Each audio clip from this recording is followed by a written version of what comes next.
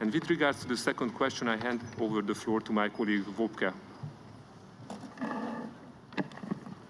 Thank you, and thank you, Chair. I think it is crystal clear for us that towards the problem at large, we need to act now and we need to act fast. And yet we have a clear imperative that we leave no one behind.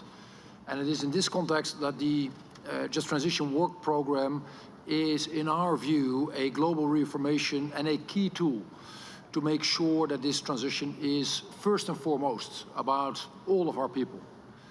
And just to articulate what others have stressed as well, the benefits and the fairness of a just transition is huge.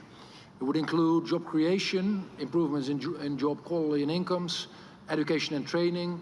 It would imply economic diversification. It would imply social protection measures and access to essential services such as clean, affordable energy and public transportation. And these are all elements, dear friends, that are addressed under this framework. But I would add one thing.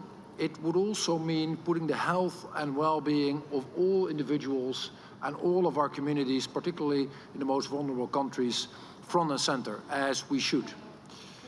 So there's a lot we need to do. There's a lot we could learn from each other. And we're very much looking forward to constructively discuss to make progress in the Just Transition Work Programme. But in the end, the proof of the pudding at this COP is also in the eating. We need clear messages on a just transition at this COP. Thank you.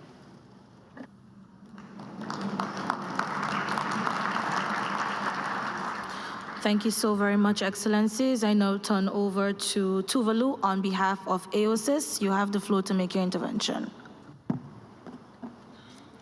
Honorable Ministers, Excellencies, and colleagues, it is truly an honor to be here this afternoon. Tuvalu is speaking on behalf of the Alliance of Small Island States. Let me, co-chairs, reiterate the importance of keeping on track with the global temperature goal. Every decision we make in Baku must be guided by our ultimate goal, the Paris Agreement. On question 1, prioritizing climate resilience for vulnerable nations. For small island developing states, SIDS, a just transition must prioritize climate adaptation. Given our high vulnerability to rising sea levels, extreme weather events, and biodiversity loss, our NDCs and NAPs must address this risk while incorporating principles of justice, equity in the transition to a low-carbon economy. Localizing just transition approaches. A one-size-fits-all approach is ineffective. We need pathways that reflect the unique economic, environmental, and social conditions of SIDS, particularly regarding high dependence on tourism and natural resources. Funding and technology transfer. For SIDS, achieving just transition goals is financially and technologically intensive. International support is crucial for funding resilient infrastructure, renewable energy, and sustainable livelihoods. Technology transfer agreements, specifically for renewable energy, coastal defense, and disaster response, can be a significant resource. Capacity building and skill development. Training and skill developments for communities in emerging economy sectors and green sectors will support the shift to sustainable jobs. There are also needs to be the reskilling, retooling, and reschoolings of persons from all sectors, which will be impacted by the transition. We need international cooperation to establish programs and vocational training that support workforce transition, especially in sectors like tourism, fisheries, and agriculture.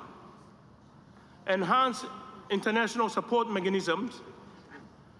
There must be mechanisms that go beyond pledges to ensure predictable, accessible finance support and technical assistance. On question 2, framework for defining and implementing just transition. It is the view of AOSIS that UAE Just Transition Work Programme should offer clear frameworks and guidance that allow countries to define their just transition pathways within the context of sustainable development and poverty eradication. These frameworks must acknowledge and adapt to the unique socio-economic realities of different regions. Focus on poverty eradication and sustainable livelihoods. For SIDS, poverty eradication and sustainable economic development are core objectives. We expect the work program to promote initiatives that target poverty reduction as part of climate transition, such as promoting climate resilient jobs and protecting vulnerable communities from climate impacts. Inclusive stakeholder engagement. The work program should foster collaboration across governments, private sector, civil society to ensure inclusive, transparent, equitable transition. SIDS are often sidelined in high-level decisions. We need a program that genuinely includes and supports voices of our regions. Promoting nature-based solutions and ecosystem protection. SIDS rely heavily on natural ecosystems, which are crucial to both our economies and resilience strategies.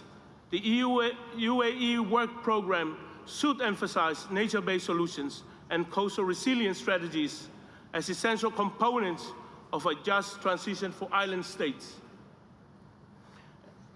Encountering and encouraging knowledge and data sharing, access to climate impact data and adaptation solution can strengthen NDCs and NEPs. The UAE work program should facilitate an international repository for sharing adaptation successes and challenges to allow SIDS and other vulnerable nations to benefit from existing knowledge. I thank you.